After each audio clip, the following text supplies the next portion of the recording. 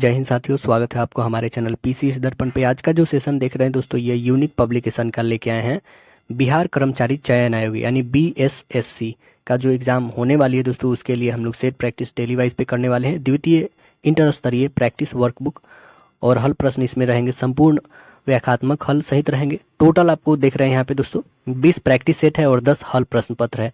ये टोटल के टोटल हमारे पास 30 सेट होने वाले हैं। ये अति महत्वपूर्ण होने वाले हैं। ये आप यहाँ पे देख रहे हैं क्रम जो है, पंचायत सचिव, राजस्व कर्मचारी या निम्न लिपक है ना, फाइलेरिया निरीक्षक या सहायक अनुदेशक जो भी हैं, उन लोगों के लिए बहुत ही अति महत्वपूर्ण है ये पब्लिकेशन। तो इसमें जो हम लोग करने वाले हैं प्रैक्टिस, इनमें आपको बता देते हैं। पहले प्रीवियस ईयर होने वाली है हम लोग का हल प्रश्न, मतलब प्रीवियस ईयर।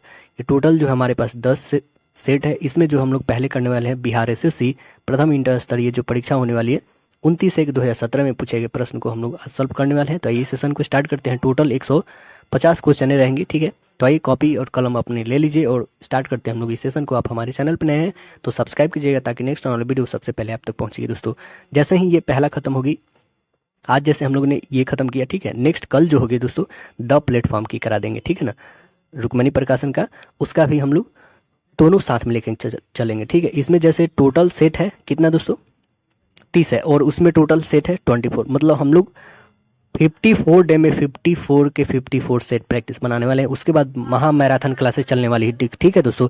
जीके के पूरे इसका आपका मैराथन क्लासेस ला दूंगा, फिर इसका भी मॉडल प्रैक्टिस का भी मैराथन क्लासेस, मैथ्स का भी, रीजनिंग का भी, है ना, और जीएस का भी। बहुत ही अति महत्वपूर्ण होने वाला है सेशन। तो अपने दोस्तों में शेयर कीजिए यदि आप बीएसएससी का तैयारी कर रहे हैं। तो आइए सेशन को स्टार्ट करते हैं हम लोग। ये पहला मॉडल प्रैक्टिस पहला तो देखिए आ चुके हैं बिहार एसएससी प्रथम इंटर स्तरीय जो पीटी होता है उसका जो हम लोग देखेंगे। परीक्षा 29/1/2017 में हुआ, उसके स्मृति पर आधारित ये प्रश्न है।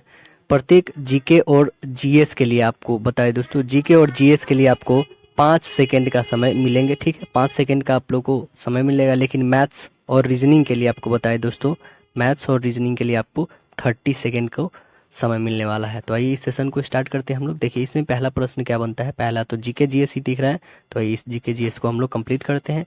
पहला प्रश्न देखते हैं, इसका 5 सेकेंड आप लोग को मिलने वाली है, ठीक है। देखिए पहला प्रश्न क्या है कि नेशनल हेराल्ड समाचार पत्र किसने शुरू किया था। कौन शुरू किए हैं, आंसर बताइएगा। राइट आंसर होगा आपका ऑप्शन बी, जवाहरलाल नेहरू। यह कब किए थे दोस्तों, तो 1938 ईस्वी में, ठीक है। 1938 ईस्वी में नेशनल हेराल्ड समाचार पत्र का शुरुआत जवाहरलाल नेहरू के द्वारा शुरू किया गया था, अगस्त में। अगला प्रश्न देखिए कि मेगास्थनीज चंद्रगुप्त मौर्य के कार्यकाल में क्या था। जो मेगास्थनीज एक राजदूत आया था, वो चंद्रगुप्त मौर्य के राजकाल में क्या बना था। तो आंसर क्या बनेगा यहाँ पे, ये राजदूत बन के आया था ना, आंसर हमारा बी बनेगा। अगला प्रश्न देखिए, और इंडिका नामक पुस्तक भी मेगास्थनीज का है। अगला प्रश्न देखें कि गुरु गोविंद सिंह की शिक्षा कहाँ हुई और उन्हें पर्शियन कहाँ सीखी। पर्शियन कहाँ पे सीखे थे वो, आंसर क्या बनेगा इसका, तो राइट आंसर बनेगा इसका आनंदपुर साहिब। आनंदपुर साहिब इनको शिक्षा वहाँ पे प्राप्त होती है और उन्होंने पर्शियन वहीं पे सीखी थी, आनंदपुर साहिब में। और बता दें गुरु गोविंद सिंह की जन्म जो होती है कब होती है, तो 1666 ईस्वी में होता है और इनकी मृत्यु जो होता है 1708 ईस्वी में हो जाती है। 1708 में इनकी होती है। और जन्म कहाँ पे होता है ये पता ही है दोस्तों, पटना बिहार में होता है इनका जन्म। और अपने जन्म के बाद जो है पटना में वे 4 वर्ष रहे थे और 1670 ईस्वी में 1670 में उनका परिवार जो है पंजाब वापस लौट आया। और उसके बाद 1672 में वे चक ननकी मतलब आनंदपुर साहिब वहाँ पे गांव है चले गए और वहाँ पे उन्होंने शिक्षा ग्रहण की थी। अगला प्रश्न देखिए, अगला प्रश्न क्या है कि अमजद अली खान किसको बजाने के लिए जाने जाते हैं। किसको बजाने के लिए जाने जाते हैं, आंसर बताइएगा। तो राइट आंसर आपका बनेगा ऑप्शन ए बनेगा, सरोद। सरोद बजाने के लिए अमजद अली खान को जाना जाता है। सरोद अमजद अली खान। और सितार कौन बजाते हैं, तो सितार का भी जान लीजिए दोस्तों, पंडित रविशंकर बजाते हैं, ठीक है। और सारंगी, सारंगी कौन बजाते हैं, तो सारंगी बजाते हैं उस्ताद बिंदु खान, है ना। तबला तो आपको पता है जाकिर हुसैन। अगला प्रश्न देखिए, अबेकस की खोज इस दौरान हुई थी, कौन से दौरान हुआ था? साब साब सभ्यता काल में, या ईरानी सभ्यता काल में, या ग्रीक सभ्यता काल में, या रोमन सभ्यता काल में? आंसर बताइएगा। तो राइट आंसर बनेगा आपकी ग्रीक सभ्यता काल में, है ना। ऑप्शन राइट आंसर हम लोग का सी बनेगा यहाँ पे। अबेकस की खोज जो है ग्रीस सभ्यता काल में हुआ था। अबेकस एक लैटिन शब्द है, इसका मतलब होता है टेबल, है ना। यह गणना की एक पुरानी यंत्र है जिसका प्रयोग वर्तमान समय में भी होता है। प्राचीन काल में जब अंकों का आविष्कार नहीं हुआ था, तब इसका आविष्कार सर्वप्रथम चीन और बेबीलोन में हुआ था, और इसका बहुत सारे देश भी मान्यता दिए थे। अगला प्रश्न देखिए कि 18वीं शताब्दी में किस देश ने जर्मनी पर शासन किया था? 18वीं शताब्दी में जर्मनी पे कौन शासन किया था? आंसर बताइए दोस्तों। राइट आंसर बनेगा यहाँ पे 18वीं नहीं 19वीं शताब्दी होनी चाहिए। 18वीं से 19वीं तक, ठीक है, 18वीं से 19वीं शताब्दी तक जर्मनी पे शासन किया था ऑस्ट्रिया ने। आंसर यहाँ पे बनेगा ऑप्शन नंबर बी बनेगा। अगला प्रश्न देखिए कि भारत के दोनों सदन लोकसभा और राज्यसभा के कोरम में कुल सदस्यों की संख्या आवश्यक है कितना? बताइए। आंसर बनेगा क्या? देखिए, भारतीय संविधान अनुच्छेद जो है आपको 100 के 3 में जो है स्पष्ट कहा गया है कि जब तक संसद जो है विधि द्वारा अन्यत्र उपबंध नहीं कर रहे हैं, तब तक जो है संसद के प्रत्येक सदन का अधिवेशन गठित करने के लिए कोरम जो है सदन के सदस्य की कुल संख्या का कितना भाग होगी? तो 1/10 भाग होगी, है ना। ये आर्टिकल 100 के 3 में बोला गया है, अनुच्छेद हमारे भारतीय संविधान में। तो राइट आंसर इसका बनेगा ऑप्शन नंबर बी। अगला प्रश्न देखिए, साप्ताहिक पत्रिका जो है शार्ली आब्दो कहाँ से शुरुआत किया गया था, मतलब प्रकाशित किया गया था? आंसर बन रही है इसका। आंसर बनेगा शार्ली आब्दो जो है यह फ्रांस की साप्ताहिक पत्रिका है। कहाँ की है? तो फ्रांस की है ना, जो पेरिस में छपती थी। कहाँ पे? पेरिस में। तो ऑप्शन नंबर क्या बनेगा इसका? राइट आंसर बी बनेगा। अगला प्रश्न देखें। अगला प्रश्न बोल रहा है कि H1N1 क्या है? H1N1 एक क्या है दोस्तों? विषाणु है, कवक है, जीवाणु है, या कारण पता नहीं है? तो आंसर इसका बनेगा राइट आंसर ऑप्शन ए, यह एक विषाणु है। ठीक है, इसे स्वाइन फ्लू भी हम लोग बोलते हैं H1N1 को। अगला प्रश्न देखिए, जहां जाना माना साहित्य समारोह होता है, यहाँ पर जाना माना साहित्य समारोह होता है, कहाँ पर होता है? तो आंसर नंबर क्या होगा? जयपुर में। राइट आंसर बनेगा ऑप्शन नंबर ए बनेगा यहाँ पे। जयपुर साहित्य उत्सव राजस्थान के सबसे प्रसिद्ध साहित्य उत्सव है ना। इसको शुरुआत वर्ष जो आपको बता दें कब हुआ था, तो 2006 ईस्वी में हुई थी, और प्रत्येक साल जनवरी के महीने में आयोजित होने वाला यह उत्सव एशिया के सबसे बड़े साप्ताहिक कार्यक्रम में से एक है, और अतः इस उत्सव को हर साल हजारों पर्यटक इसमें भाग लेते हैं। अगला प्रश्न देखिए कि बुद्ध से संबंधित अवसरों से जुड़े प्रतीकों में स्तूप किसका प्रतीक है? स्तूप किसका प्रतीक है इसमें बताइए। तो स्तूप जो है भगवान बुद्ध के मृत्यु से संबंधित है ना। ऑप्शन नंबर ए यहाँ पे बनेगा राइट आंसर। और यदि पूछे कि पहला उपदेश कहाँ पे दिए थे गौतम बुद्ध, तो कहाँ पे दिए थे दोस्तों? जिसको धर्म चक्र प्रवर्तन के नाम से जाना जाता है, यह दिए थे सबसे पहले सारनाथ में। और सबसे ज्यादा पूछे कहाँ पे, तो यह दिए थे श्रावस्ती में। कहाँ पे दिए थे? सबसे ज्यादा श्रावस्ती में दिए थे, और सबसे पहली बार तो कहाँ पे दिए थे? सारनाथ में। ठीक है। और अगला देखिए, जन्म का प्रतीक क्या होता है दोस्तों? तो इनके जन्म का प्रतीक जो है कमल का फूल है।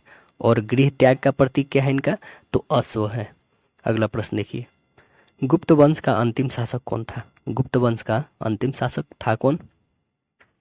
आंसर बनेगा इसका विष्णुगुप्त। तो राइट आंसर इसका क्या बनेगा? विष्णुगुप्त सबसे अंतिम था। तो इसका शुरुआत कौन किया था? गुप्त वंश का संस्थापक कौन था? तो गुप्त वंश का संस्थापक था श्रीगुप्त, है ना। कौन था संस्थापक? श्रीगुप्त था।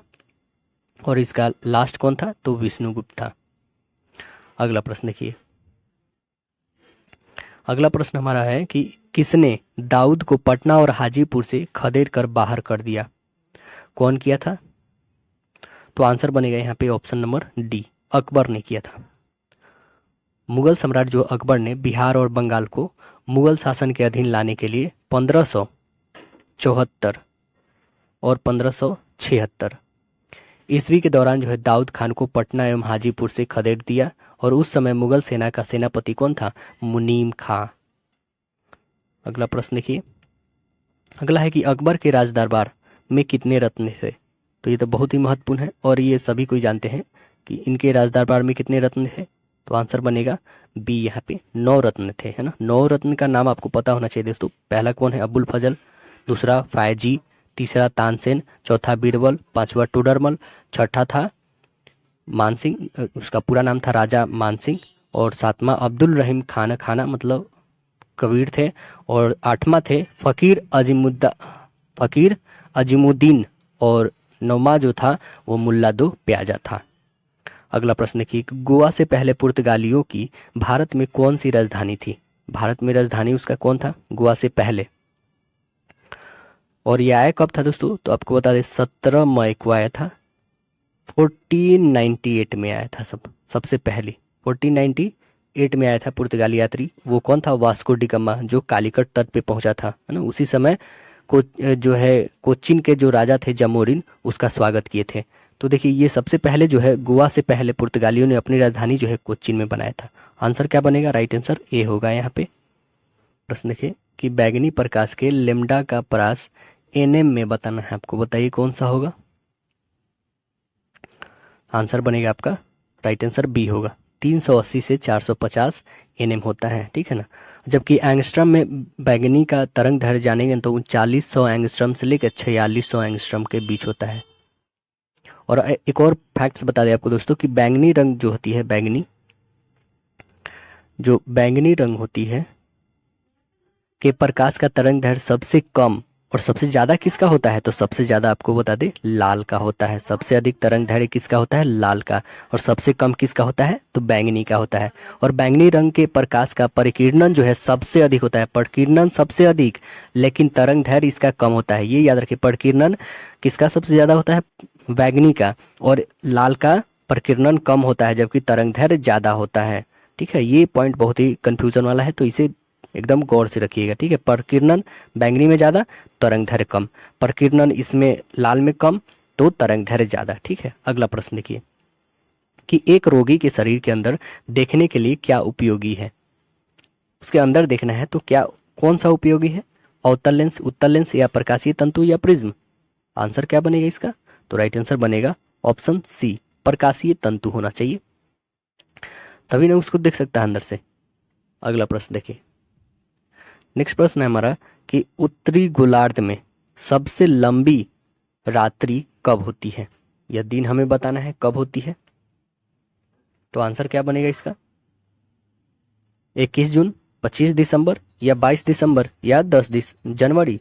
तो आंसर बनेगा राइट आंसर ऑप्शन बी, 22 दिसंबर को क्या होता है दोस्तों? यह मकर रेखा पर लंबवत होता है ना।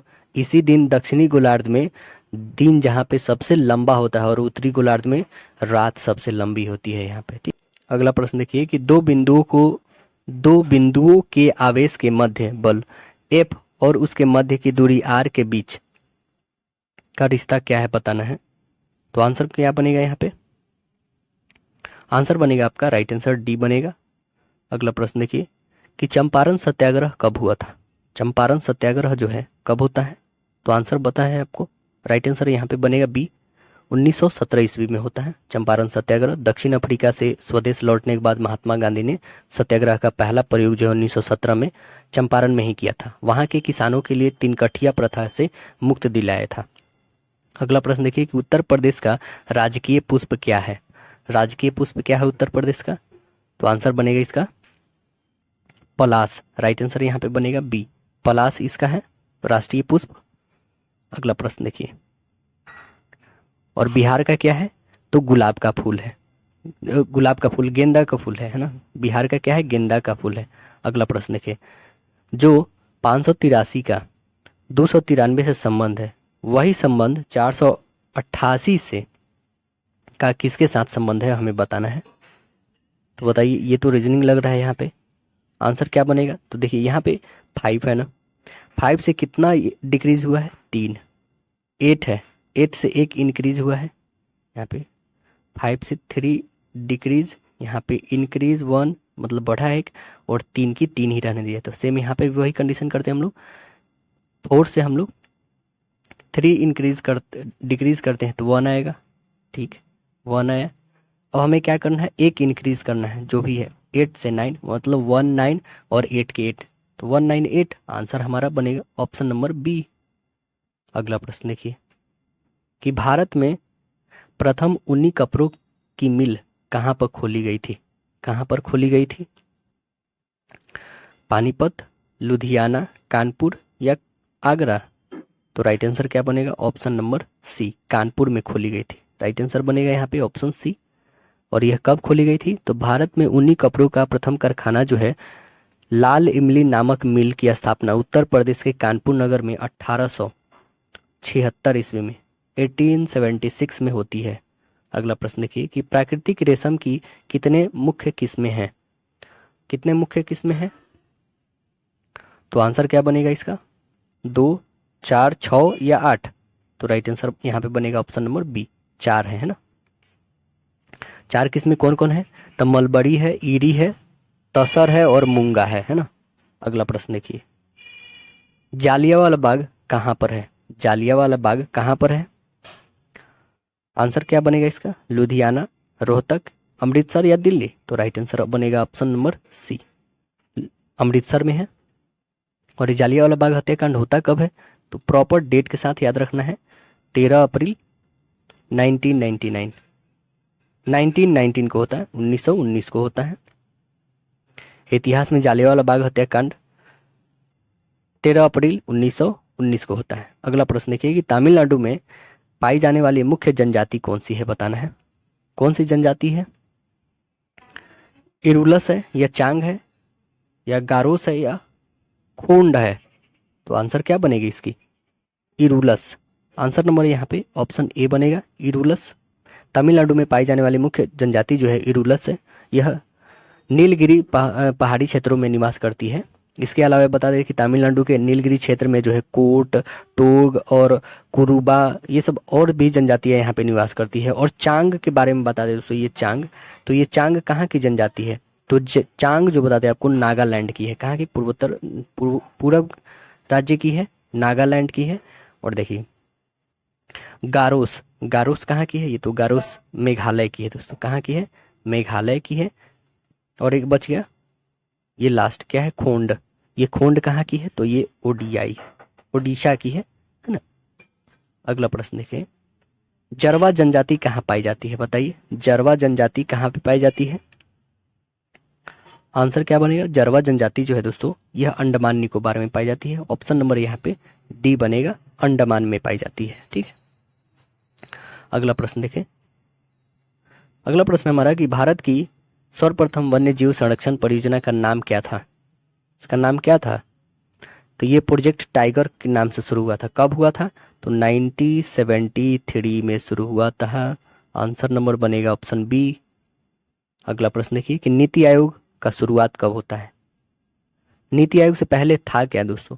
तो इससे पहले था योजना आयोग, है ना। तो ये शुरू होता कब है? 1 जनवरी 2015 से शुरू होता है। ऑप्शन नंबर ए यहाँ पे बनेगा। और देखिए नीति आयोग का फुल फॉर्म होता क्या है, ये भी जानना बहुत जरूरी है। तो हिंदी में इसे हम लोग बोलते हैं राष्ट्रीय भारत परिवर्तन संस्थान, और इंग्लिश में इसे बोलेंगे national institute for transforming India, नीति का, है ना। अगला प्रश्न देखिए, और इसके अध्यक्ष तो पता है कौन होते हैं? प्रधानमंत्री होते हैं, वर्तमान में जो भी रहते हैं ना। अगला है, पवनार आश्रम के संस्थापक कौन थे? पवनार आश्रम के संस्थापक थे कौन? आंसर बताइए। बाबा रामदेव, बाबा आमटे, विनोबा भावे या अन्ना हजारे? तो आंसर बनेगा ऑप्शन नंबर सी।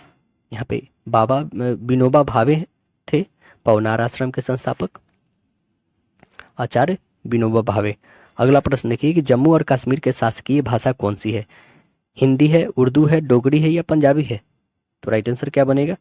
यहाँ पे ऑप्शन नंबर सी होगा। जम्मू कश्मीर की आधिकारिक भाषा विधेयक 2020 के अनुसार देखा जाए तो डोगरी। कौन सी है? डोगरी है, उर्दू नहीं बल्कि डोगरी है। ऑप्शन नंबर यहाँ पे बी बनेगा दोस्तों, है ना। डोगरी है यहाँ की, जम्मू और कश्मीर की। और आधिकारिक भाषा यदि पूछी जाए तो यहाँ पे शासकीय भाषा पूछी गई है, तो उसी को आधिकारिक भाषा कहते हैं। तो आधिकारिक भाषा हमारा कौन सा हो जाएगा, उर्दू हो जाएगा। लेकिन कि हमने तो आधिकारिक बता दिया भाषा, आधिकारिक भाषा विधेयक 2020 के अनुसार डोगरी को लिया गया, लेकिन कश्मीरी, हिंदू, उर्दू और अंग्रेजी को जम्मू कश्मीर की आधिकारिक भाषा है। और उर्दू और अंग्रेजी पहले आधिकारिक भाषा थी। जो उर्दू और अंग्रेजी है ये पहले थी, लेकिन वर्तमान में कौन सी है, वर्तमान में डोगरी है। ये याद रखिए, कोई कंफ्यूजन नहीं इसमें। अभी वर्तमान में है डोगरी, बस इतना याद रखिए। ये सब पहले की थी, अभी वर्तमान में डोगरी है। अगला प्रश्न देखिए, जापानी संसद कहलाती है, जापानी संसद बताइए, आंसर नंबर क्या बनेगा, डायट कहलाती है। जापानी कौन सी है, डायट, इसके सांसद का नाम है। अगला प्रश्न देखिए, और ये देखिए जैसे यहाँ पे डेल दिया हुआ है, यह डेल कौन से देश के सांसद का नाम है, तो इसका भी ध्यान रखें। यह डेल जो है आयरलैंड की है। कहाँ के सांसद का नाम है, आयरलैंड का है। और सेजिम, यह सेजिम किस देश का है, तो यह जो है पोलैंड का है दोस्तों, पोलैंड का है। कहाँ का है, पोलैंड का है सोजिम, है ना। और कोटस, कोटस कहाँ के पड़ जाएगा बताइए, कोटस पड़ जाएगा यह स्पेन का, स्पेन का कोटस है। अगला प्रश्न देखिए कि रियाल किस देश की मुद्रा है, रियाल किस देश का मुद्रा है दोस्तों, तो यह सऊदी अरब का है। रियाल कहाँ का है, ऑप्शन नंबर सी बनेगा, सऊदी अरब का, है ना। और रोमानिया के मुद्रा का नाम बताइएगा दोस्तों, यहाँ पे जैसे रोमानिया पहले दिया ना, इसका मुद्रा का नाम बताइएगा। तो रोमानिया के मुद्रा का नाम है ल्यू, क्या नाम है, ल्यू। ये बहुत ही इंपॉर्टेंट है दोस्तों, रोमानिया का। और पाकिस्तान की मुद्रा का नाम तो पता ही है, इसका रुपया ही है जो हमारे यहाँ है, ठीक है। बस इस पे जो फिगर लगी हुई है वहाँ पे उनकी लगी हुई है। अगला है देखिए अंगोला, अंगोला कहाँ की है दोस्तों बताइए, तो अंगोला जो है क्वांजा की है। कहाँ की है, क्वांजा, क्वांजा देश है, वहाँ की ये मुद्रा है। अगला प्रश्न देखिए, भारतीय झंडे में चक्र का रंग बताना है हमें, कैसा है चक्र का रंग, नीला है, केसरी है, लाल है या काला है, तो आंसर बताइए क्या बनेगा, नीला है। ऑप्शन नंबर बनेगा ए यहाँ पे, ऑप्शन ए। अगला प्रश्न देखिए कि वंदे मातरम का अंग्रेजी में अनुवाद किसने किया था, बंकिम चंद्र, अरविंदो घोष, रविन्द्रनाथ टैगोर, सत्यजीत रे। देखिए पहला तो प्रश्न बनता है कि अंग्रेजी में अनुवाद किसने किया था वंदे मातरम का, और इससे और भी रिलेटेड प्रश्न बनता है कि जैसे कि यह लिया कहाँ से गया है ना, तो ये भी याद रखिए, ये कहाँ से लिया गया है, आनंद मठ से। कहाँ से लिया गया है, आनंद मठ से लिया गया है। और यह सबसे पहले कहाँ पे, मतलब कि किस अधिवेशन में गाया गया था, तो आपको बता दें कलकत्ता अधिवेशन कब हुआ था, तो 1896 में। उस समय अध्यक्ष कौन थे आपको ये बताना है, ठीक है। कलकत्ता अधिवेशन 1896 ईस्वी में पहली बार वंदे मातरम गाया गया था। और इसको अंग्रेजी में अनुवाद कौन किए थे, तो आंसर बनेगा इसका option number C, Aurobindo Ghosh गाए थे, है ना। किसमें, अंग्रेजी में अनुवाद करे थे। और बता दें हमारा कि जो राष्ट्रीय गीत है वंदे मातरम, अंग्रेजी में अनुवाद तो अरविंदो घोष किए थे। 24 जनवरी 1950, 24 जनवरी 1950 ईस्वी को राष्ट्रीय गीत के रूप में इसे अपनाया गया। और इस गीत को सर्वप्रथम आपको बता ही दें कि 1896 में कांग्रेस के कोलकाता अधिवेशन में गाया गया था। और सबसे पहले प्रकाशित हुआ था यह कब, तो 1882 में, 1882 ईस्वी में प्रकाशित उपन्यास जो है आनंद मठ से इसे लिया गया है। अगला प्रश्न देखिए कि एक चैत्र प्रायः पड़ता है इस दिन को, कौन से दिन को एक चैत्र पड़ता है, तो आंसर बनेगा डी, 22 मार्च को पड़ता है। राइट आंसर बनेगा ऑप्शन नंबर डी होगा यहाँ पे। अगला प्रश्न देखिए, यदि लीप ईयर रहे तब, लीप ईयर ये तो अधिक वर्ष का है ना, यदि लीप ईयर रहे तो पड़ेगा 21 मार्च को, ठीक। अगला प्रश्न देखिए, सत्यमेव जयते कहाँ से लिया गया है, सत्यमेव जयते लिया कहाँ से गया है, तो ये देश का राज्य चिन्ह पर देवनागरी लिपि में अंकित सत्यमेव जयते मुंडकोपनिषद से लिया गया है ना, ऑप्शन नंबर बी बनेगा यहाँ पे। और इसका अर्थ क्या होता है, सत्य की ही विजय होता है। अगला प्रश्न देखिए, देखिए जो भी हमारा करंट अफेयर रहेगा, क्योंकि वो तो 2016-17 का रहेगा तो वो हमें नहीं देखना है ना, तो ये जैसे करंट अफेयर है तो इसे हम लोग नहीं देखेंगे। अगला प्रश्न देखिए कि इसका उपन्यास द वॉल है, यह किसका उपन्यास जो है द वॉल है, तो आंसर क्या बनेगा, तो राइट आंसर यहाँ पे बनेगा ऑप्शन नंबर, यह एक क्रिकेटर है और वो क्रिकेटर का नाम क्या है, राहुल द्रविड़, अभी वर्तमान में इंडियन टीम के कोच है ना, तो राइट आंसर बनेगा ऑप्शन नंबर डी। अगला प्रश्न देखिए कि रेड क्रॉस का मुख्यालय कहाँ पर है, रेड क्रॉस का मुख्यालय बताइएगा। रेड क्रॉस का मुख्यालय स्विट्जरलैंड में है, स्विट्जरलैंड के जिनेवा में है ना, स्विट्जरलैंड के जेनेवा में। तो आंसर हमारा बनेगा ऑप्शन नंबर ए बनेगा। और 1883 में हेनरी ड्यूरेंट के द्वारा यह रेड क्रॉस का मुख्यालय जो जेनेवा में अवस्थित किए गए थे। कब? 1863 में, 1863 ईस्वी में। अगला है आनंद मठ के लेखक कौन थे? आनंद मठ के लेखक कौन है? बंकिम चंद्र चटर्जी। आंसर क्या बनेगा हमारा? Option number B. और राष्ट्रीय गीत जो है वंदे मातरम इसी बुक से लिया गया है, ये तो पहले ही हम लोग डिस्कस कर चुके हैं। अगला प्रश्न है द ओडेसिटी ऑफ होप किसने लिखी है? द ओडेसिटी ऑफ होप जो है यह कौन लिखे हैं? तो आंसर क्या बनेगा? आंसर बनेगा बराक ओबामा। तो राइट आंसर ऑप्शन नंबर यहाँ पे बनेगा ऑप्शन सी। अगला प्रश्न देखिए, अगला प्रश्न है हमारा कि समय का वर्णन करते हुए सापेक्ष एडी का अर्थ बताना है आपको। एडी किसमें? तो समय में। एडी मतलब होता है क्या है? एनो डोमिनी होता है ना। आंसर यहाँ पे बनेगा option number B, right answer हो जाएगा एनो डोमिनी। अगला प्रश्न देखिए, शहीद दिवस कब मनाया जाता है? शहीद दिवस मनाया कब जाता है? तो राइट आंसर बनेगा ऑप्शन नंबर सी बनेगा यहाँ पे 30 जनवरी को शहीद दिवस मनाया जाता है। 30 जनवरी को ही शहीद दिवस क्यों मनाया जाता है? तो नाथूराम गोडसे ने महात्मा गांधी की मृत्यु जो है गोली चलाकर की थी। कब? 30 जनवरी को ही 1948 में, इसलिए 30 जनवरी को हम लोग शहीद दिवस के रूप में मनाते हैं। तो आंसर बनेगा ऑप्शन नंबर सी। अगला प्रश्न देखिए कि अपने मोबाइल फोन के ना पहुंच पाने का डर यानी एक्सेस खोने का डर जो होता है उसे क्या कहते हैं? तो ये डर जो है क्या कहलाता है? नोमोफोबिया या मोनोफोबिया या सीनोफोबिया या फिर यूफोबिया। तो आंसर क्या बनेगा? ऑप्शन नंबर ए होगा राइट आंसर, नोमोफोबिया कहलाता है। अगला देखिए कि सत्यजीत रे द्वारा निर्देशित सबसे पहला चलचित्र कौन था? आंसर बताइए। पराजितो, जल साधर या फिर मारूलता या फिर पाथेर पंचाली। तो आंसर बनेगा ऑप्शन नंबर डी होगा यहाँ पे, पाथेर पंचाली था सबसे पहले सत्यजीत रे द्वारा निर्देशित चलचित्र। अगला प्रश्न देखिए कि भारत का सबसे बड़ा संग्रहालय कहाँ पर है? दिल्ली, कोलकाता, मुंबई या बिहार? तो राइट आंसर बताइएगा क्या बनेगा? कोलकाता, है ना। तो राइट आंसर ऑप्शन नंबर बनेगा यहाँ पे सी, कोलकाता में है। अगला प्रश्न देखिए कि पंचतंत्र यह पुस्तक है, यह किसके द्वारा लिखा गया है? किसके द्वारा लिखा गया है दोस्तों? तो आंसर बनेगा इसका ऑप्शन ए, विष्णु शर्मा जी के द्वारा लिखा गया। राइट आंसर ऑप्शन हो जाएगा यहाँ पे ए। यह गुप्तकालीन लेखक हैं विष्णु शर्मा, इनके द्वारा लिखा गया। अब बाइबिल के बाद यह दुनिया में सबसे ज्यादा भाषाओं में अनुवादित होने वाली दूसरी पुस्तक है। अगला प्रश्न देखिए कि कौन जो है आयुर्वेद के ज्ञान के लिए प्रसिद्ध था? आयुर्वेद के ज्ञान के लिए कौन प्रसिद्ध थे? तो आंसर बताइएगा। आंसर बनेगा यहाँ पे ऑप्शन नंबर सी, धन्वंतरी थे। राइट आंसर क्या बनेगा? धन्वंतरी जो थे आयुर्वेद चिकित्सक थे और महान खगोलविद एवं गणितज्ञ भी थे। अगला प्रश्न देखिए कि आईपीएल का शुरुआत कब होता है? आईपीएल का शुरुआत अभी आईपीएल वर्तमान में चल भी रहा है दोस्तों। तो आईपीएल की शुरुआत होती है 2008 ईस्वी में। तो राइट आंसर यहाँ पे बनेगा सी बनेगा। अगला प्रश्न देखिए कि वेल्स शहर कहाँ पर है? वेल्स शहर कहाँ पे है? तो आंसर क्या बनेगा इसका? ऑस्ट्रिया में है ना, ऑस्ट्रेलिया नहीं बल्कि ऑस्ट्रिया में। ऑप्शन नंबर यहाँ पे बी बनेगा, ऑस्ट्रिया।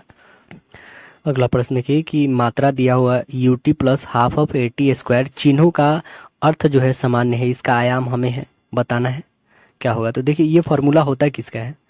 ये एस इक्वल होता है ना, UT plus half of 80 square, है ना। तो ये जो हमारा फॉर्मूला है ये किसके इक्वल है? एस के इक्वल। और एस यहाँ पे होता क्या है? तो डिस्प्लेसमेंट यानी विस्थापन होता है हमारा। क्या होता है? विस्थापन, है ना। और यू तो पता ही है, यू मतलब होता है हमारा स्टार्टिंग पॉइंट, कह सकते हैं इनिशियल पॉइंट, है ना। तो शुरुआत का जो हमारा चाल होगा वो होगा प्रारंभिक चाल। और टी से तो पता है, टी से टाइम या समय बोल सकते हैं यहाँ पे। और ए से क्या है? एक्सेलरेशन है यहाँ पे यानी त्वरण।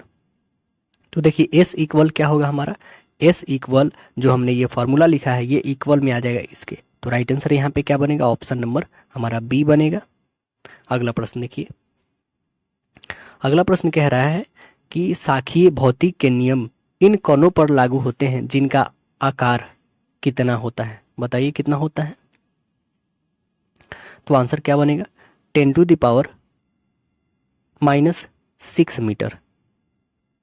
कम होता है, तो आंसर यहाँ पे इससे बड़ा होता है ना, तो राइट आंसर यहाँ पे क्या बनेगा, राइट आंसर ऑप्शन ए बनेगा। साक्ष्य भौतिकी का जो नियम है उस कणों पर लागू होता है जिसका आकार जो है 10⁻⁻6 से बड़ा होता है ना।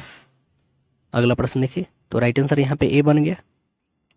अगला हमारा प्रश्न है कि किसी पौधे के किस भाग में जो है मोसोफाइल कोशिकाएं पाई जाती है। मोसोफाइल कोशिकाएं किस में पाई जाती है, तो आंसर बताइए। पत्ती में, जड़ में, तना में या बीज में, तो आंसर बनेगा पत्ती में। तो राइट आंसर यहाँ पे बनेगा बी। अगला प्रश्न है कि ध्वनि की गति जो है भी और माध्यम का घनत्व पी के मध्य संबंध हमें दर्शाना है, दिखाना है कि क्या होगा। तो आंसर क्या बनेगा यहाँ पे, राइट आंसर बनेगा आपका ऑप्शन नंबर सी बनेगा यहाँ पे। अगला प्रश्न देखिए, गुरु नानक का जन्म कहाँ पर हुआ था। गुरु नानक का जन्म कहाँ पर होता है, आंसर बताइएगा। कोचीन, तलवंडी, लाहौर या देहरादून, तो आंसर बनेगा ऑप्शन नंबर सी तलवंडी। वर्तमान में कहाँ पे पड़ता है दोस्तों, तो यह पाकिस्तान में पड़ता है वर्तमान में। अगला प्रश्न देखिए, इनकी जन्म कब होती है ये भी याद रखिए। तो 1469 में होती है इनकी जन्म, 1469 में इनकी जन्म होता है। उस समय पंजाब विभाजित नहीं था। अगला प्रश्न देखिए कि अंग्रेजों ने बहादुर शाह द्वितीय को देश से निकालकर कहां पर भेज दिया था। बहादुर शाह द्वितीय को कहां पर भेज दिया था, तो आंसर आपको पता है, राइट आंसर इसका ए होगा, रंगून। रंगून वर्तमान में अभी क्या कहते हैं, रंगून को म्यांमार बोलते हैं। अगला प्रश्न देखिए, अभिज्ञान शकुंतलम का प्रथम अंग्रेजी अनुवाद किसने किया था। सबसे पहले अंग्रेजी में अनुवाद कौन किया था, तो आंसर क्या बनेगा, सर विलियम जोन्स के थे ना। आंसर ऑप्शन नंबर हमारा डी बनेगा, सर विलियम्स जोन्स। और यह जो है अभिज्ञान शकुंतलम किसके द्वारा लिखा गया है, कालिदास जी के द्वारा लिखा गया। और ये जो प्रथम अनुवाद हुआ था यह कब हुआ था, यह भी याद रखिए, 1789 में सबसे पहले किया गया था सर विलियम जोन्स के द्वारा। अभिज्ञान शकुंतलम कालिदास द्वारा संस्कृत में रचित यह नाटक है। कालिदास जो है चंद्रगुप्त विक्रमादित्य के दरबारी कवि थे और सर विलियम जोन्स जो थे ईस्ट इंडिया कंपनी में एक सिविल सर्वेंट थे, जिसने 1784 में कलकत्ता में एशियाटिक सोसाइटी ऑफ बंगाल नामक एक शोध संस्थान की स्थापना किया था। कौन, तो विलियम जोन्स। अगला प्रश्न है हमारा कि अंग्रेजों के भारत में राज्यकाल में आखिर से एक पूर्व वायसराय कौन था। आखिर से मतलब कि लास्ट से पहले एक वायसराय कौन था, ये हमें बताना है। तो आंसर क्या बनेगा, माउंटबेटन, इरविन या बेवेल या मिंटो, तो आंसर बनेगा ऑप्शन नंबर बी बनेगा, वेवेल। भारत का वायसराय के रूप में कार्यकाल इसका कब था, तो 1944 से 47 तक था। उसके बाद ना माउंटबेटन आया 47 तक था। उसके बाद जो है माउंटबेटन वायसराय बनकर 1947 में मार्च में भारत का आया। अगला प्रश्न देखिए कि निम्नलिखित में से कौन सा एक जो है कीटहारी वनस्पति है। कीटहारी वनस्पति कौन सी है, तो आंसर क्या बनेगा, utricularia. Utricularia answer number A बनेगा ऑप्शन नंबर। यह कीट भक्षी के अंतर्गत आता है, अपना भोजन छोटे छोटे कीटों के आकार में करता है। अगला प्रश्न देखिए, लाइपेज द्वारा वसा के जलीय अपघटन पर मिलता है। आंसर क्या बनेगा, तो आंसर इसका बनेगा वासीय अम्ल और गिल्सेरॉल।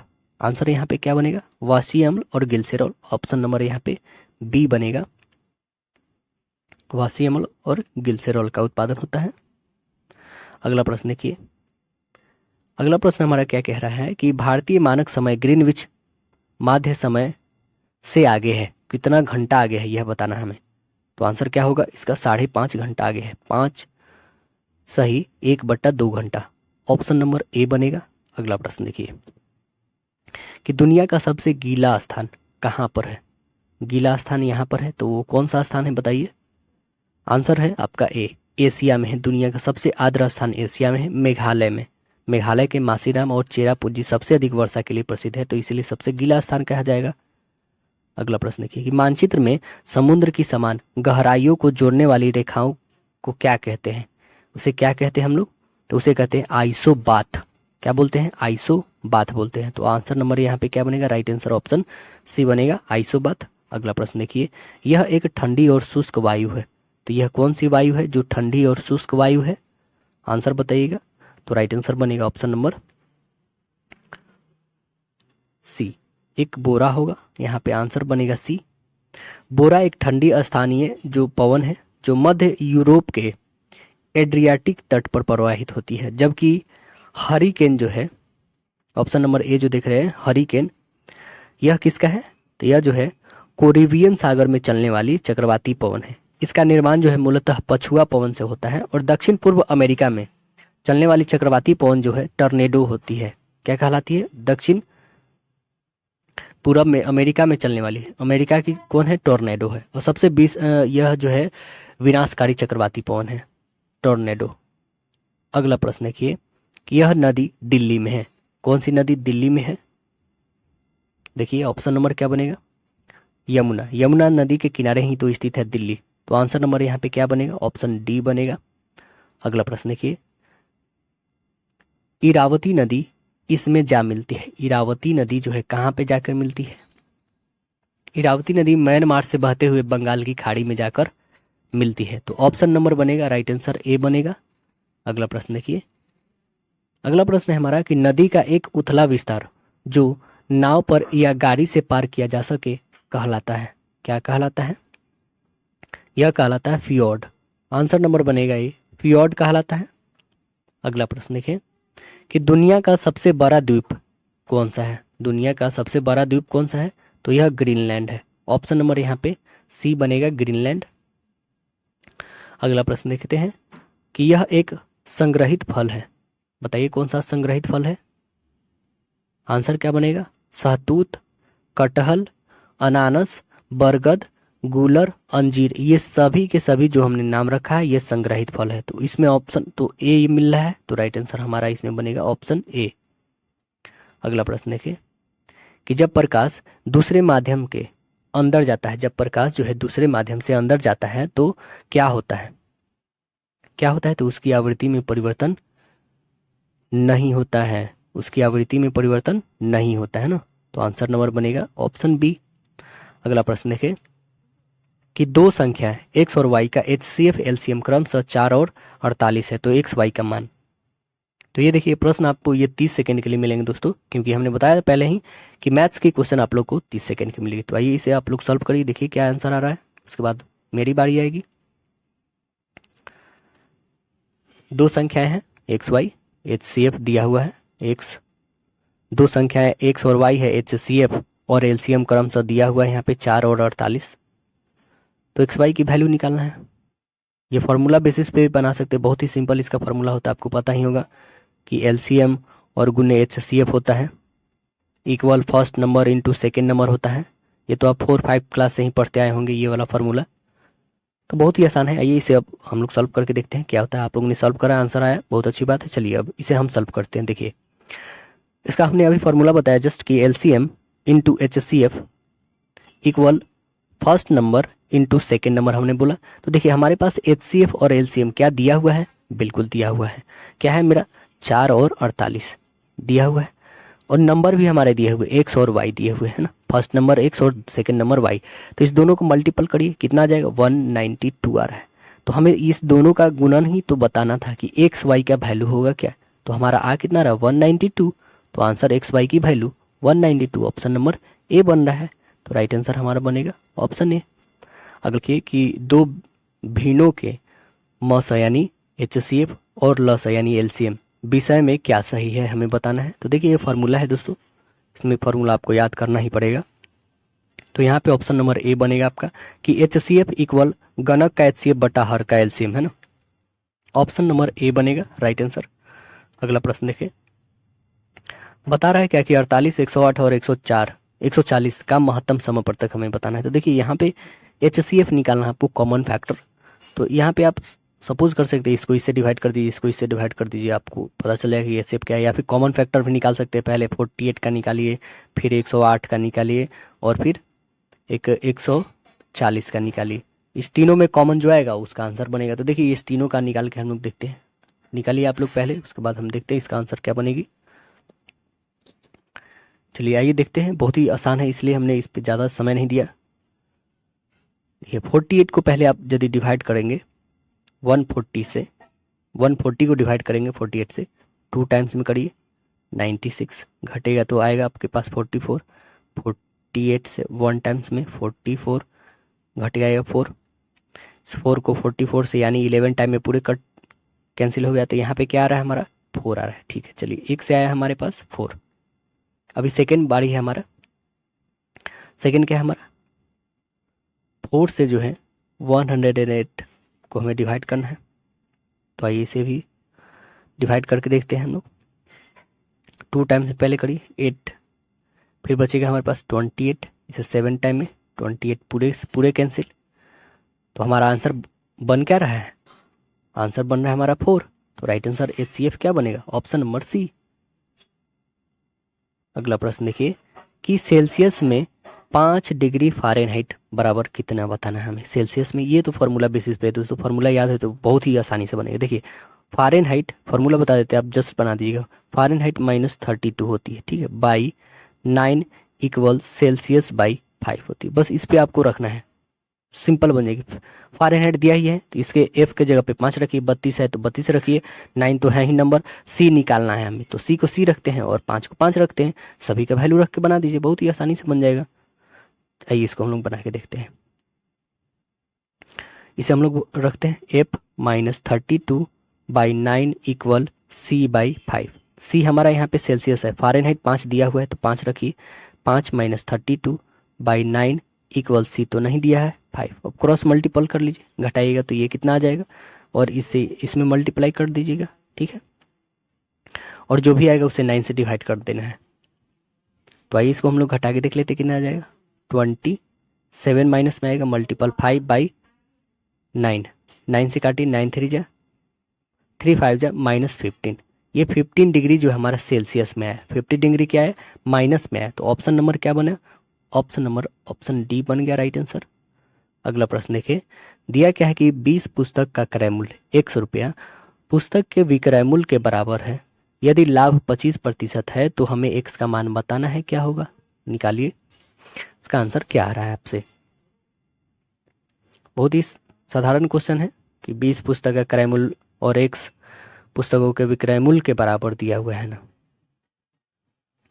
तो आप इसको कर लीजिएगा, CP इंटू जो आपके पास दिया है 20 इक्वल यहाँ पे SP इंटू हमारे पास दिया हुआ है इसको x और CP SP को निकाल लीजिएगा, CP बाई SP लिखिएगा, यानी x/20 आ जाएगा। तो अब पता ही हो गया CP कितना है SP कितना है, इससे निकल नहीं जाएगा, बहुत ही सिंपल में निकलेगा। यानी CP यानी कॉस्ट प्राइस हमारा क्रय मूल्य दिया हुआ है x और सेलिंग प्राइस हमारा दिया है 20, तो यहाँ से लाभ आपके पास दिया गया है 25%, बहुत ही आसानी से निकल जाएगा। तो आइए इसको निकाल के ही देख लेते हैं हम लोग, ठीक है। देखिए तो हमारा क्या हो जाएगा, विक्रय मूल्य इक्वल हम लोग लिखते हैं ना कि क्रय मूल्य गुन्ने जो हमारा प्रॉफिट है 125 हो जाएगा, 25% लाभ गुन्ने 100, 25 से काटी 25 टाइम में 25 25 और 25 चौका है ना। तो इसे क्रॉस मल्टीपल कर दीजिए, कितना हो जाएगा 80 और बाई 5 हो जाएगा, x की वैल्यू कितनी आ जाएगी 16। तो हमारा क्रय मूल्य कितना हो जाएगा 16 रुपया और हम बेच कितना रहे हैं 20 रुपया में, तभी तो हमारा 25% का लाभ हो रहा है। तो आंसर क्या बनेगा, ऑप्शन नंबर बी बन जाएगा। तो राइट आंसर बनेगा हमारा बी। अगला प्रश्न देखिए क्या दिया हुआ है कि 7500 प्लस 1250/50 बराबर किसके हैं। बहुत ही सिंपल क्वेश्चन है ये, तो बहुत ही आसानी से बन जाएगा। क्या, इसको इससे काटिए 0 से 0, 5 से काटिए, इसको कितना टाइम में काट दीजिएगा 5 2 जा और 5 5 जा, बस 25 आ रहा है, इसमें ऐड कर दीजिए तो कितना आ जाएगा 75 25, आंसर बनेगा ऑप्शन बी। तो देख के ही आप बता दीजिएगा, है ना। अगला प्रश्न देखिए क्या बोल रहा है, इसको सरल करना है ना। 12 के पावर में है 1/2, हमें सरल इसे करना है। तो देखिए कैसे सरल करेंगे, आपको पता है कि यदि ऐसा कोई कंडीशन दिया, जैसे हमारे पास √4 दिया है, ठीक है, तो √4 को हम लोग ऐसे भी लिख सकते हैं 4 के पावर 1/2 है ना, इसे हम लोग ऐसे लिख सकते हैं। तो ये जब हमारे पास ऐसे दिया है तो क्या हम इसको और तरीके से नहीं लिख सकते हैं, बिल्कुल लिख सकते हैं। तो कैसे लिख सकते हैं, हम लोग इसको ऐसे लिख सकते हैं। और ये क्यों हमने आंसर चूज करा ये भी आप देखिए, इसका राइट आंसर तो हमने ए बताया, ठीक है, ये कैसे आया। तो देखिए हमारे पास 12 है, 12 के 12 रूट अंडर हम लोगों ने 12 लिखा, तो रूट अंडर 12 हमारे पास हमने लिख दिया। तो इसे 12 को हम लोग ऐसे लिख सकते हैं क्या, 3 4 जा 12, बिल्कुल लिख सकते हैं। 4 का हमें पता होता है कि 4, तो इस कारण हमारा राइट आंसर ए बनेगा यहाँ पे, क्योंकि ये 3 तो अंदर ही रह जाएगा और जो मेरा 4 था ये 4, ये तो 2 × 2 हो गया, तो 2 तो बाहर निकल गया, एक पेयर 2 और √3, तो आंसर इसलिए बना ऑप्शन ए। अगला देखिए, एक अंक दिया है जिसके 7 गुने अंक से 15 घटाने पर उस अंक के 2 गुने से 10 अधिक प्राप्त होता है, यानी बोल रहा है 7 गुने। तो इसे आइए बनाइए, देखिए क्या आ रहा है इसका आंसर। 7 गुने से 15 घटाने पर 2 गुने से 10 अधिक होता है।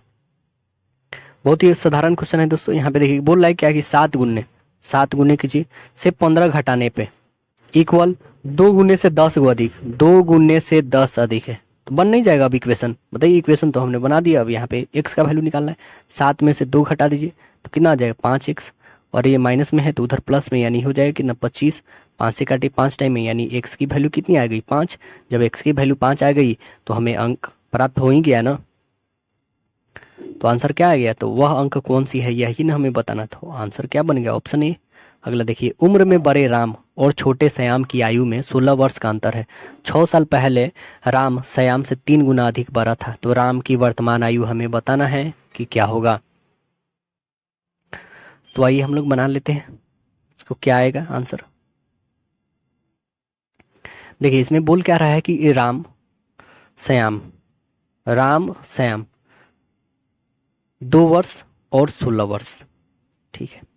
3 साल पहले कितना था, 3:1 के रेशियो में था। 6 साल पहले 3:1 के रेशियो में था, यानी 1:8 इसको लिख सकते हैं हम लोग। इसको काटेंगे तो 1:8 राम और श्याम की। अभी जो है 6 साल पहले 3:1 के रेशियो में था। तो यदि ये 3 के 1 के रेशियो में हमारा, तो हम इसे 8 से मल्टीपल करते हैं तो कितना हो जाएगा 24, ठीक है। वर्तमान कितना है 6, तो ऐड कर दीजिए, कितना एज पुर जाएगा इसका टोटल 30। तो आंसर कितना आ रहा है हमारा, ऑप्शन नंबर बी बन रहा है। तो राम की वर्तमान आयु कितनी आई 30 वर्ष। अगला प्रश्न देखिए कि ए और बी एक कार्य को समाप्त करने के लिए 4 दिन लेते हैं। ए अकेले इस काम को 12 दिन में समाप्त कर सकता है, बी उतने ही काम को अकेले कितने दिनों में समाप्त कर पाएगा, ये हमें बताना है। तो बहुत ही आसान क्वेश्चन है दोस्तों। 12 गुने 4 करिए, क्योंकि 12 दिनों में करता है अकेले, दोनों मिलकर 4 दिन तक करते हैं। और 12 माइनस 4 करिए तो कितना आ जाएगा आपके पास, 12 4 जा 48, 12 में से 4 घटाएगा तो 8, काटिए इसको, कितना टाइम से आएगा 6 दिनों में बी अकेले काम को कर लेगा। तो आंसर नंबर हमारा क्या बनेगा, ऑप्शन सी बन जाएगा। अगला प्रश्न देखिए, क्या दिया हुआ है कि 5/6, 7/8, 11/12 और 3/10 से लघुत्तम अंक हमें बताना है, LCM। तो LCM हम लोग निकालेंगे किसका, नीचे का LCM ले लीजिए। 6, 8, 12, 10 का LCM कितना हो जाएगा, टोटल का LCM हो जाएगा 120। और देखिए ऊपर जो है आप LCM की तरह ही बनाना है, तो यहाँ पे कितना हो जाएगा 100, 105, 110 हो जाएगा और 36। ये कैसे हो गया, आपको आता होगा फ्रैक्शन का मतलब बट्टा का जोड़ जिसे हम लोग बोलते हैं, वो तो आता ही होगा। सेम वैसा ही करना है, ठीक है ना। सभी को देख लीजिए। और इसमें LCM जो आ रहा है सबसे मतलब कि एक कॉमन जो हमारे पास आ रहा है वो क्या आ रहा है, तो 36/120। तो 36/120 रखिए, इसे काटिए, कितना आ जाएगा 3/10 आए। तो आंसर हमारे पास क्या आ रहा है 3/10। तो राइट आंसर क्या बनेगा, ऑप्शन नंबर डी। अगला देखिए, चक्रण क्वांटम संख्या के कितने मान संभव हैं हमें बताना है। तो चक्रण जो है क्वांटम संख्या के 2 मान संभव है, कितने। आंसर बनेगा ए। यहाँ पे यह परमाणु के इलेक्ट्रॉन के चरण को बताता है और इसे जो है एस के द्वारा सूचित किया जाता है। इसके 2 मान होते हैं, एक दक्षिणावर्त चक्रण है ना, एस इक्वल +1/2, तथा वामावर्त क्या होता है, एस इक्वल -1/2। अगला देखिए, एक धातु के फास्फेट का सूत्र जो है MHP4 है, इसका क्लोराइड का सूत्र हमें बताना है, क्या होगा। क्लोराइड का क्या होगा, तो क्लोराइड का MCl2 बन जाएगा। इसका आंसर नंबर क्या बनेगा, ऑप्शन सी बनेगा, MCl2 हो जाएगा। अगला प्रश्न देखिए, इसमें sp संकरित कार्बन है, किसमें है। तो आंसर क्या बनेगा, आंसर बनेगा CH इक्वल CH, यहाँ पे ऑप्शन नंबर बनेगा सी। अगला प्रश्न देखिए, अगला प्रश्न हमारा कि H मतलब हाइड्रोजन बम पर आधारित है। हाइड्रोजन बम किस पर आधारित है, तो आंसर बताइए, नाभिकीय संलयन पे है। आंसर बनेगा ऑप्शन नंबर बी, नाभिकीय संलयन।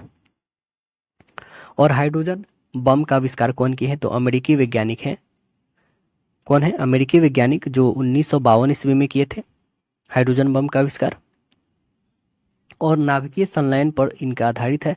यह बम परमाणु बम की अपेक्षा 1000 गुना अधिक शक्तिशाली है, हाइड्रोजन बम।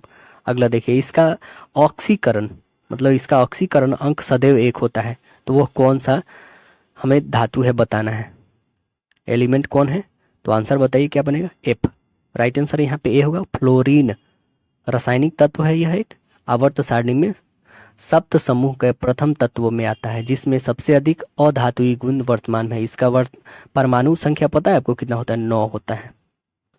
अगला प्रश्न देखिए कि CO2 यानी कार्बन डाइऑक्साइड के 1 मोल में कितने परमाणु या अणु होते हैं, हमें बताना है। तो देखिए आंसर इसका बनेगा ऑप्शन नंबर डी बनेगा। 6 × 10⁻23 इसमें परमाणु होते हैं, तो आंसर यहाँ पे बनेगा ऑप्शन नंबर डी होगा। अगला प्रश्न देखिए, N2+O2 जो है हमारा 2NO के लिए आंसर क्या बनेगा। तो दोनों तरफ मोलों की संख्या क्या है? समान है, तो इसलिए आंसर हमारा ऑप्शन नंबर बनेगा ए। अगला प्रश्न देखिए, सिद्धांत दिया हुआ हमारे पास, ठीक है, कि ट्रायंगल पी जो है हमारा ट्रायंगल पाई बड़ा और बराबर होगा H/4 पाई कहलाता है। तो यह किस सिद्धांत, कौन सा सिद्धांत है? कौन सा सिद्धांत को कहेंगे? हाइजेनबर्ग अनिश्चितता सिद्धांत। हाइजेनबर्ग अनिश्चितता सिद्धांत, ऑप्शन नंबर बनेगा ऑप्शन बी। अगला प्रश्न देखिए कि C6H12 की कितने अचक्रीय श्रृंखला जो है समवयवी संभव है? कितने संभव है? तो आंसर ऑप्शन बनेगा इसका ऑप्शन सी, 5 संभव है अचक्रीय श्रृंखला समवयवी का, C6H14। अगला प्रश्न देखिए, अगला प्रश्न है हमारा, यदि दोनों जनकों को जो है रुधिर वर्ग AB हो, दोनों जनकों का रुधिर वर्ग यानी AB हो, तो उनके बच्चे का संभावित रुधिर वर्ग क्या हो सकता है, बताइए। तो बहुत ही आसान है, इसका आंसर क्या बनेगा? तो AB है तो A हो सकता है, B भी हो सकता है, AB भी हो सकता है ना, तो आंसर नंबर यहाँ पे क्या बनेगा? बी। अगला प्रश्न देखिए कि भूख लगने पर कोई व्यक्ति सबसे पहले उपयोग करता है अपनी क्या चीज का उपयोग करता है? तो आंसर क्या बनेगा? ग्लाइकोजन का उपयोग करता है, ग्लाइकोजन। आंसर नंबर बनेगा ऑप्शन ए, ग्लाइकोजन भूख लगने पर सबसे पहले उपयोग करता है। प्राणी शरीर में जो है कार्बोहाइड्रेट ग्लूकोज के रूप में संग्रहित रहता है। यह यकृत, मांसपेशी और मस्तिष्क में उपस्थित रखता है, और जब भी शरीर में ग्लूकोज की आवश्यकता होती है तो एंजाइम ग्लूकोजन को ग्लूकोज में तोड़ देता है। अगला प्रश्न देखिए कि यह एक प्रोटीन नहीं है, हमें बताना है कौन सा इसमें प्रोटीन नहीं है, बताइए। लिम्फोसाइट जो है एक प्रोटीन नहीं है, आंसर यहाँ पे बनेगा डी। लिम्फोसाइट क्या है? एक प्रोटीन नहीं है। यह क्या है? एंटीबॉडी के निर्माण में भाग लेती है, जबकि श्वेत रुधिर कणिकाएं जो है जीवाणु को नष्ट करने का मुख्य कार्य करती है। अगला प्रश्न देखिए कि यह आयरन रुधिर प्लाज्मा में उपस्थित नहीं है, कौन नहीं उपस्थित? आंसर क्या बनेगा? तो देखिए Na+, Ca+ और Mg++, यानी Na कहने का मतलब है यहाँ पे हमारा क्या? सोडियम है ना, प्लस, और कैल्शियम प्लस, ये तो माइनस है तो ये नहीं होगा। मैग्नीशियम प्लस तो ये भी होगा, और Cl- इत्यादि में पाए जाते हैं क्या? प्लाज्मा के अनेक खनिज आयन जैसे पाए जाते हैं। तो प्लाज्मा के हल्के पीले रंग का गाढ़ा तरल पदार्थ होता है जो रक्त के आयन को लगभग 55% होता है। तो आंसर यहाँ पे हमारा बनेगा क्या? तो राइट आंसर ऑप्शन बनेगा हमारा नहीं होता है। तो कौन नहीं होता है? आंसर ये तो होता ही है दोस्तों, ये भी होता ही है ना, और Cl वाला भी होता ही है हमारे पास Ca, तो आंसर बनेगा सी। राइट आंसर क्या बनेगा? ऑप्शन नंबर डी इसका राइट आंसर हो जाए। कि इसका पोषण विधि जो है हाइलोफाइटिक है, इसकी पोषण विधि जो हाइलोफाइटिक है किसकी है? यूग्लिना की है। आंसर क्या बनेगा यहाँ पे? सी, यूग्लिना। यह स्वपोषी होता है। अगला प्रश्न देखिए कि यह जो है सिराइड्रस स्रावित करता है। सिराइड्राइड्स स्रावित कौन करता है? सिट्राइड्रस स्रावित कौन करता है? तो आंसर क्या बनेगा? आंसर बनेगा हमारा अग्नाशय। आंसर बनेगा ऑप्शन नंबर सी, अग्नाशय। अगला देखिए, यह श्वसन श्रृंखला का उपयोग कर पादप कोशिकाओं में ऊर्जा का उत्पादन करता है। कौन करता है? तो माइक्रोकोन्डिया की खोज यह करता है। उत्पादन कौन करता है? आंसर बनेगा यहाँ पे बी, देखिए माइक्रोकोंडिया की खोज कौन की है, अल्टमैन की है। कब की है तो ये भी याद रखिए 1886 ईस्वी में की है। और बेडा ने इसका नाम जो है माइट्रोकोंडिया दिया था। कौन दिया था, बेडा नाम दिया था। और यह कोशिका का श्वसन स्थल है, ठीक है। कोशिका में इसकी संख्या जो है निश्चित नहीं होती है। ऊर्जा युक्त कार्बनिक पदार्थ का ऑक्सीकरण माइट्रोकोंडिया में ही होता है।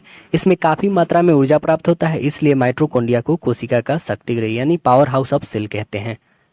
अगला प्रश्न देखिए, विषाणु में होता है, वायरस विषाणु में क्या होता है दोस्तों। तो विषाणु की खोज के बारे में पहले जानते हैं। विषाणु में होता है, आपको एक बात बता पहले, विषाणु में क्या होता है, या तो डीएनए या आरएनए होता है। तो आंसर नंबर यहाँ हमारा बनने वाला है, राइट आंसर डी होगा, ठीक है। अब देखिए हम लोग जानते हैं कि विषाणु का खोज कौन किए हैं। तो विषाणु के खोज जो है रूस के वैज्ञानिक हैं, इनका नाम है इवोन विस्की, जो 1892 ईस्वी में 1892 ईस्वी में यह खोज किए हैं। तंबाकू के मेजोक रोग पर यह खोज किए थे उस समय।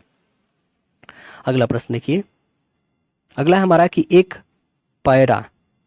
पैरा में परिशिक्षित कणों का आकार इस पराशय में होता है, कितना से कितना एंगस्ट्रम के बीच में होता है। तो आंसर बनेगा हमारा 100 एंगस्ट्रम से लेके 1000 एंगस्ट्रम के बीच। तो आंसर नंबर ऑप्शन बनेगा ए बनेगा यहाँ पे ऑप्शन नंबर। अगला प्रश्न देखिए कि अगर किसी कोड में 134 अच्छी स्वादिष्ट के लिए है, 478 का अर्थ है अच्छी पिक्चर देखा, और 729 का अर्थ है पिक्चर धुंधली है, तो अंक का अर्थ देखो बताना है। इसका अंक का अर्थ है देखो का अंक क्या बनेगा। तो बहुत ही सिंपल क्वेश्चन है यहाँ पे। देखिए जैसे ये दिया है 134 अच्छी और स्वादिष्ट, तो देखिए और भी है क्या इसमें, 478 में देखिए अच्छी पिक्चर देखा, तो देखिए यहाँ पे दो मैच कर रहे हैं, 4 और इसमें भी 4, इसमें भी अच्छी है और इसमें भी अच्छी, तो दोनों को हम लोग कॉमन कर सकते हैं। 4 यानी कैंसिल हो गया है मेरा, 4 यहाँ से भी हटा दीजिए, 4 यहाँ से भी हटा दीजिए, ठीक है। अब बच गया हमारे पास, इसमें 7 है, इसमें भी 7 है, तो देखिए पिक्चर देखा है ना, यहाँ पे भी पिक्चर, तो इसका भी पिक्चर इसका भी पिक्चर, क्या तो मेरा 7 कैंसिल यहाँ से हो गया। अब इसमें बच गया 8 है ना, इसमें बच गया अब 8, और इसमें 29, इसमें बच गया 13, ठीक है। ये हमारा पिक्चर अच्छी और ये पिक्चर कैंसिल हो चुका। अब देखिए और क्या क्या मैच कर रहा है हमारे पास, तो हमारे पास मैच कर रहा है 2 इसमें नहीं है, देखिए 8 इसमें भी नहीं है, तो हमारे पास देखिए इसमें बच गया क्या, देखो ये 3 जो संख्याएं थी हमारी, इसमें 4 कैंसिल हो चुकी है, इसमें 7 भी कैंसिल, 8 जो है हमारे किसके लिए दिखा रहा है, तो 8 देखो के लिए दिखा रहा है। तो आंसर नंबर हमारा क्या बनेगा, ऑप्शन नंबर सी। अगला प्रश्न देखिए, अगला हमारा रीजनिंग बनता है कि रोज को ऐसे लिखते हैं, चेयर को ऐसे लिखते हैं, तो सर्च को क्या लिखेंगे हम लोग को बताना है। तो देखिए यहाँ पे बता रहा है कि आर को 6 लिखना है, ओ को यहाँ पे सारे बताया गया, ठीक है। जैसे यहाँ पे आर देख रहे हैं आप, आर को 6, इसमें भी आर को 6 लिखा गया, तो ऐसा ही इसमें भी बताना है। देखिए 1 2 3 तीसरे नंबर पे आता है मेरा आर, मतलब इधर से काउंट करेंगे तो चौथा, इधर से करेंगे तो तीसरा, तो आइए काउंट करके देख लेते हैं। इधर से चौथे क्रम में हमारा, चौथे क्रम में 6 आना चाहिए, तो ये तो होगा नहीं क्योंकि तीसरे क्रम पे आ रहा है, ये पहले ही कैंसिल। ये 4 नंबर पे ये आ रहा है, ये 1 हो सकता है, ये भी 3 नंबर पे आ रहा है, ये भी नहीं होगा, ये भी होगा ही नहीं, तो ऑप्शन नंबर हमारा ऐसे ही बन गया बी। अगला प्रश्न देखिए कि कोड में एयर ग्रीन कहलाता है, मतलब एयर जो है ग्रीन कहलाता है, ग्रीन ब्लू कहलाता है, ब्लू स्काई कहलाता है, स्काई येलो कहलाता है। उसी कोड में बताना है कि क्लियर स्काई का रंग होगा क्या। क्लियर स्काई का रंग होता क्या है दोस्तों, तो क्या होगा इसका, क्योंकि क्लियर स्काई का रंग ब्लू होता है, और ब्लू क्या कहला रहा है यहाँ पे, ब्लू स्काई कहला रहा है, तो आंसर क्या बनेगा हमारा, आंसर बनेगा स्काई, आंसर नंबर बी बनेगा। अगला देखिए, अगर जेड को इतना, आर को इतना लिखा जाता है, तो जे को कितना लिखा जाएगा हमें बताना है, बताइए कैसे लिखा जाएगा। तो देखिए यह जो है दोस्तों, ये किसी का क्यूब है, तो किसका क्यूब है ये हमें नहीं पता। देखिए इसका टोटल वैल्यू होता है कितना है 26 का हाफ करिए यानी 13, ये 13 का क्यूब है दोस्तों। 13 का क्यूब कितना है 2197। सेम आर का करिए, आर का टोटल वैल्यू 18 होता है, 18 का हाफ करिए 9, ये 9 का क्यूब है 729। तो हमें जे का भी सेम वही कंडीशन करना है, जे को करिए, इसका वैल्यू 10 होता है, इसका हाफ करिए यानी 5 का होल क्यूब कितना होता है, तो 5 का होता है 125। तो आंसर नंबर बनेगा ऑप्शन डी बन जाएगा यहाँ पे। अगला प्रश्न देखिए, अगला दिया है चेन्नई और पुदुचेरी के बीच 10 टैक्सी चलती है, कितने तरीके से जो है एक्स चेन्नई से पुदुचेरी जाकर अलग टैक्सी के द्वारा वापस आ सकती है, कितना आ सकती है वापस। तो आंसर बताइए इसका क्या बनने वाला है, आंसर इसका ऑप्शन नंबर ए आएगा 90। और 90 आया कैसे देखिए दोस्तों, तो चेन्नई से पुदुचेरी जाने के कुल तरीके कितने हैं 10, गुन्ने 10 माइनस 1 होगा, तो इसमें गुना कर दीजिए 100 माइनस 1 माइनस 10 होगा ना, इससे भी मल्टीपल होगा तो इसमें घटाइएगा तो 90। आंसर बन गया ऑप्शन ए। अगला प्रश्न देखिए, दिया हुआ 9 अंक 1 से लेकर 9 तक 6 अंक का प्रयोग में लाकर कितनी संख्याएं बनाई जा सकती है। 6 अंक को प्रयोग में लाना है और कितनी संख्याएं बनाई जा सकती है हमें बताना है। तो सबसे ज्यादा कौन सा दिख रहा है, ये या फिर ये? तो आंसर बनने वाली हमारी ऑप्शन नंबर यहाँ पे सी बनेगी। ठीक है, राइट आंसर क्या बनेगा, सी। अगला प्रश्न देखें, दिया है Z equal 52, act equal 48, bat का बराबर क्या होगा, ये हमें बताना है। तो देखिए 26 दूना 52, इसका वैल्यू 26 होता है, इसमें 2 से मल्टीपल कर दीजिए। सेम इसका जितना भी वैल्यू आएगा उसको 2 से मल्टीपल करना होगा आपको। ठीक है, इसमें भी सेम जिसका इसका टोटल वैल्यू आएगा उसमें 2 से मल्टीपल कर दीजिएगा। तो इसका टोटल वैल्यू आपके पास आ कितना जाएगा, 23। 23 को 2 से मल्टीपल कीजिए 46, यानी आंसर बनेगा आपका ऑप्शन नंबर डी। अगला देखिए, एक पासे 2 बार फेंका जा सकता है, 2 बार फेंका जाता है और 2 बार फेंके जाने से 7 का योग आने का संभावना कितनी है, ये हमें बताना है। तो 7 के आने की संभावनाएं देखी जाए तो 6 गुन्ने 6, यानी टोटल हो रहा है कितना, 36 हमारा। तो 36 नीचे रखेंगे, एक का कंडीशन कितना है 36, एक काटी यानी 1/6। तो आंसर हमारे पास कितना आ रहा है, राइट आंसर ऑप्शन डी।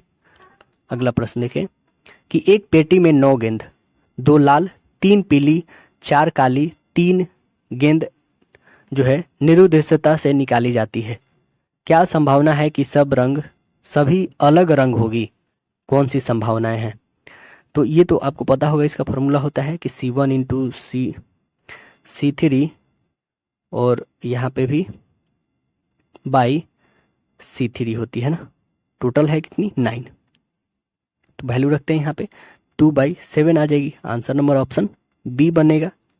अगला प्रश्न देखिए कि दी गई श्रृंखला को जारी रखने वाली आकृति का हमें चयन करना है। प्रश्न आकृति यहाँ पे दिया गया है ना, तो उत्तर आकृति में अब बताना है कि आंसर बनेगा क्या। तो बताइए इसमें आंसर क्या बनेगा। देखिए ये कैसे, फिर ये ऐसे, फिर ये ऐसे, फिर ऐसे, फिर ऐसे। तो आंसर हमारी क्या आने वाली है, आंसर आपकी ऑप्शन नंबर डी बनने वाली है। राइट आंसर क्या बनेगी, ऑप्शन डी। आप खुद देख सकते हैं यहाँ पे कैसे हुए, प्रत्येक स्टेप में एक तीर क्या हो रहा है, 135 डिग्री क्लॉकवाइज घूम रही है ना। यहाँ से यदि देखा जाए तो यहाँ पे आई है ये 135 डिग्री क्लॉकवाइज, यहाँ से लेके यहाँ तक आई है ना। कितना घुमा है, 135 डिग्री, सब में उतना ही घूम रहा है। ठीक है, तो आंसर नंबर डी बनेगा। अगला देखिए, दी गई श्रृंखला जारी रखने वाली आकृति को हमें बताना है। प्रश्न आकृति दिया है ये बना, फिर ये बना, फिर ये। तो अगला क्या होने वाला है, तो अगला क्या होने वाला है दोस्तों, आंसर नंबर हमारा सी बनेगा। ठीक है, हर स्टेप में आप देख रहे हैं क्या कि यहाँ से ये यहाँ आ गया, मतलब ये स्टार्टिंग में था, बीच में आ गया, फिर बीच से यहाँ पे आ गया, फिर यहाँ से बीच में आ गया। तो अगला तो यहीं पे ना आने वाला है, तो इसमें यहीं पे आ रहा है। ये तो होगा नहीं क्योंकि त्रिभुज ये उल्टा इसमें बन गया, और ये भी होगा नहीं क्योंकि त्रिभुज यहाँ से ज़्यादा दूर चला गया, और ये तो बिल्कुल नहीं होगा। तो आंसर नंबर हमारा सी निकल रहा है। अगला देखिए कि 12 खिलौनों में से 5 कितने तरीके से चुना जा सकते हैं अगर एक विशेष खिलौना हमेशा सम्मिलित किया जाए। तो आंसर इसका बनेगा ऑप्शन नंबर बी बनेगा, 330 तरीके से सम्मिलित किए जा सकते हैं। ये कैसे आएगा, तो देखिए यहाँ पे 11 गुने 10 गुने 9 गुने 8 बट्टे 4 गुने 3 गुने 2 और गुने 1 करिएगा तो आंसर आपकी आ जाएगी ना। अगला देखिए, कह रहा है क्या कि किसी आकृति में युग्म में वही संबंध है जो निम्न दी गई आकृति में है। देखिए ये इससे है संबंधित, तो हमें अगला आकृति बताना है क्या होगी। तो अगली आकृति होने का क्या होने वाली है, आंसर सी बनने वाली। देखिए ये ऊपर जा रहा है, ये दोनों नीचे, ये तो होगी नहीं, ये भी होगी नहीं, ये तो और ही नहीं होगी उल्टी। तो आंसर हमारा बच गया सी। अगला देखिए, अगर एक घड़ी के चेहरे को 3 बराबर भागों में बांटा जाए कि हर भाग के अंकों का योग जो है बराबर है, तो अंक का योग होगा कितना, अंक का योग होगा दोस्तों। तो आंसर इसका बनेगा ऑप्शन नंबर बी बनेगा। 1 + 2 + 3 प्लस ऐसे करके हम लोग को 12 तक ले जाना है, इक्वल 78 आ जाएगा। 3 बराबर भागों में बांटना, टोटल का ऐड 78/3 करिएगा तो आपके पास आ जाएगा 36।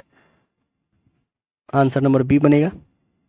अगला देखिए, दिया गया है शब्द फैंटिस में कितने अक्षर अपनी जगह नहीं बदलेंगे अगर अक्षर वर्णमाला के क्रम में हिसाब में लिखा जाए। तो कितना नहीं बदलेगा, तो कितना नहीं बदलेगा दोस्तों। देखिए इसमें बस और बस हमें 2 ही दिख रहा है, और 2 कौन कौन है, तो देखिए आइए दिखा देते हैं। यहाँ पे लिखते हैं क्या क्या है हमारे पास, FAIN टी एस है ना। तो ये देखिए यहाँ से ए लेते हैं, FGHIJK, ऐसा तो कुछ आ नहीं रहा है। नेक्स्ट देखते हैं हम लोग, ABCDE नहीं, IJKL नहीं, NOPQ ऐसा ST, S के बाद T, एक ये तो हमारा मैच कर रहा है ST, और दूसरा क्या आ रहा है हमारे पास देखिए। तो हम यदि अकॉर्डिंग टू लिखे तो A के बाद F के बाद I के बाद N के बाद S ऐसे T लिखेंगे ना, तो हमारे पास देखिए ये एक ये और एक ये दो चीज हमें मैच कर रहा है, तो बस यही आंसर बनेगा I और N। तो आंसर ऑप्शन नंबर हमारा क्या बनेगा, B 2। अगला देखिए, एक आदमी हर एक तस्तरी में मूंगफली खाता है, पर 2 तस्तरी खाली रह जाती है। यदि दोबारा कोशिश करता है और इस बार हर एक तस्तरी में 6 मूंगफली रखता है, अब इसके पास 3 मूंगफली बच जाती है, इसके पास कितनी तस्तरी थी यह हमें बतानी है। कितनी तस्तरी थी, तो आंसर क्या बच जाएगी इसके पास, तस्तरी में 9 मूंगफली रखता है तो 2 तस्तरी खाली रह जाएगी। तो मतलब टोटल उसके पास कितनी रहती है, टोटल 9 रहती है। आंसर क्या बनेगा, ऑप्शन ए। अगला देखिए, कौन सी आकृति दी गई श्रृंखला को सही ढंग में पूरा करती है, हमें बताना है कौन सही करेगा दोस्तों। आंसर नंबर आपका सी बनेगा, यहाँ पे खुद आप देख के बता सकते हैं क्या बनेगा। देखिए ये वृत्त है, उसके बाद क्या बनेगा, अंदर में हमारा स्क्वायर मतलब कि वर्ग बन गया है ना। प्रत्येक स्टेप के अंदर में आकृति बाहर आ जाती है। देखिए ये अंदर वाला फिर यहाँ बाहर आ गया ना, तो ये वाला फिर हमारा क्या हो जाएगा, ये त्रिभुज बाहर आ जाएगा। तो त्रिभुज देखिए एक ये है और एक ये है, तो ये तो ऐसा सिर्फ तो बनेगा नहीं, ये कटेगा तो बस एक यही ना बचेगा, आंसर सी बने। अगला देखिए, अगर b इक्वल -50/-2 और a इक्वल -5 के स्क्वायर है तो निम्नलिखित में सत्य कौन सा होगा, हमें बताना है। तो आइए इसको हम लोग बना के देख लेते हैं क्या सत्य होगा। b इक्वल दिया हुआ है हमारे पास, a इक्वल दिया हुआ है, तो a इक्वल हमारा b होगा, क्यों होगा, तो आइए इसको हम लोग बता देते हैं। देखिए जैसे माइनस माइनस कैंसिल, इसको काटिए 25 आ जाएगा, और इस वाले को करिएगा तो 25 ही, तो a इक्वल दोनों तो 25 ही आ रहा है, तो आंसर क्या बनेगा, a equal b, option A बनेगा। अगला देखिए, 7 का न्यूनतम गुणज जो 4 शेष भाग में छोड़ दे जब 6, 9, 15 और 18 वे विभाजित किया जाए। तो देखिए ये क्या होगा, 90 मल्टीपल n + 4, टोटल कितना हो जाएगा 364। इस 7 का गुणज है, तो आंसर क्या बनेगा हमारा, ऑप्शन नंबर डी बनेगा। अगला देखिए, कितने भिन्न तरीके से बैंक शब्द के अक्षर व्यवस्थित किए जा सकते हैं, कितने अलग तरीके से किए जा सकते हैं, तो ये टोटल किए जा सकते हैं 24 तरीकों से। आंसर बनेगा यहाँ पे बी, राइट आंसर क्या बनेगा, बी हो जाएगा यहाँ पे। अगला प्रश्न देखिए, अगर वर्क को कोड में ऐसे लिखा जाता है, वोमेन को क्या लिखा जाता है। देखिए ये वर्क को कैसे लिखा गया है दोस्तों, तो इसका जस्ट हमें बताना है। तो ये देखिए हम लोग जब देखेंगे इसको अपोजिट इसका लिखा गया है, ठीक है ना, इसका जस्ट अपोजिट लिखा गया है, तो इसका भी जस्ट अपोजिट कर दीजिए। इसका अपोजिट करिएगा तो आपके पास आ जाएगा 4, 12, 14, 26, 13। आंसर नंबर आपका आंसर ए बन जाएगा। अगला प्रश्न देखिए, क्या है हमारा अगला प्रश्न। अगला प्रश्न देखिए, अगर इसको ये लिखा जाता है, इसको इतना लिखा जाता है, इसको इतना लिखा जाता है, तो कार को क्या लिखा जाएगा, हमें बताना है। तो देखिए सब में क्या कर रहा है दोस्तों, जो शब्द है इसके अक्षरों की संख्या जितनी भी है उससे 2 से मल्टीपल कर दे रहा है। टोटल काउंट कर लीजिए, यहाँ पे कितना है, 3 और 3 6, टोटल 6, 6 से 2 से मल्टीपल 12, इसमें टोटल कितनी है 3, 3 6, 3 9, 1 10, 10 को 2 से मल्टीपल है 20। सेम यहाँ पे भी टोटल काउंट करके 2 से मल्टीपल, 2 से इसको 3 और गुने 2 यानी 6, आंसर बनेगा हमारा बी, राइट आंसर। अगला देखिए कि 2 बालिग और 2 बच्चे के लिए एक संग्रहालय के टिकटों की कीमत जो है 24 रुपया है। यदि एक बच्चे के टिकट का मूल्य बालिग के टिकट का मूल्य से आधा है तो बालिग के टिकट का मूल्य हमें बताना है कि कितना रुपया। तो जो बालिग के टिकट का मूल्य है वो कितना रुपया होगा, हमें बताना है। तो देखिए बहुत ही आसानी है, माना कि बच्चे की टिकट का मूल्य 100 रुपया हम मान लेते हैं, और जो बालिग हैं उनके टिकट का मूल्य 2x है, ठीक है। चलिए हम लोग सपोज कर लिए, अकॉर्डिंग टू प्रश्न हम लोग देखेंगे क्या कि 2 × 2x मतलब ये जो बालिग के है दुगुना है, प्लस ये तो ये भी दुगुना इक्वल 24 हो रहा है, ये 2x हो जाएगा, ये कितना हो जाएगा 4x, ये हमारा हो जाएगा 4 और 2 6, टोटल को ऐड कर देते सीधे 6x = 24, काटिए इसको कितना आ जाएगा 4 आएगा, एक्स की वैल्यू हमारे पास 4 आ गई। तो बालिक के टिकट का मूल्य कितना है, 2x है, 4 2 जा 8 यानी 8 रुपया लगेगा। आंसर बनेगा हमारा ऑप्शन ए।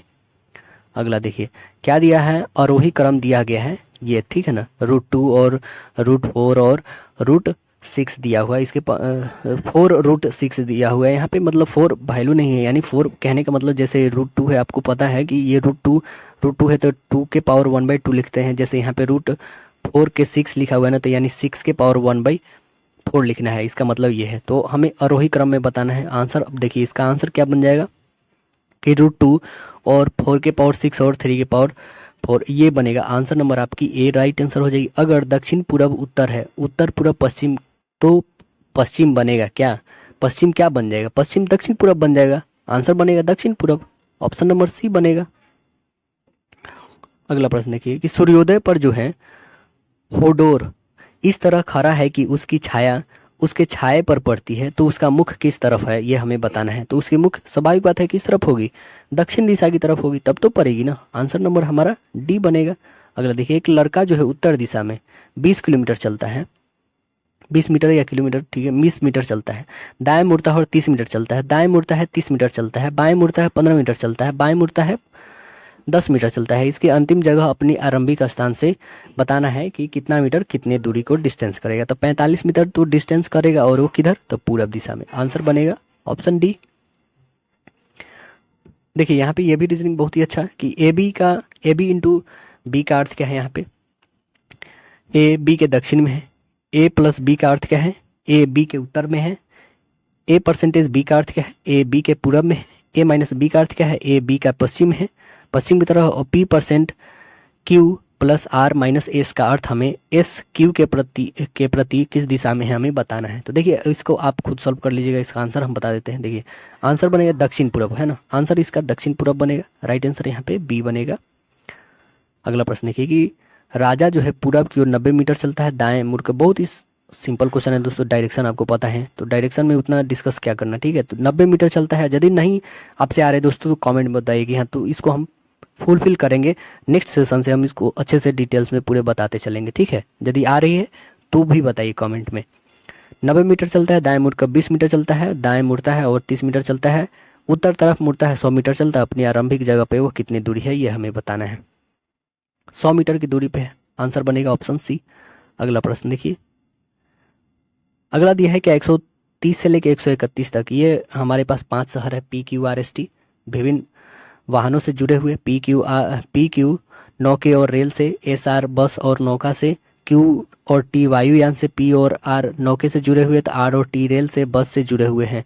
तो पहला प्रश्न बनता है कि आर क्यू से जाने के लिए कौन से एक वाहन का प्रयोग में लाया जा सकता है, कौन से वाहन का प्रयोग में लाया जा सकता है, तो आंसर क्या बनेगा, तो आर से क्यू जाने के लिए नौका का प्रयोग में लाया जा सकता है, तो आंसर बनेगा ऑप्शन ए बनेगा नौका।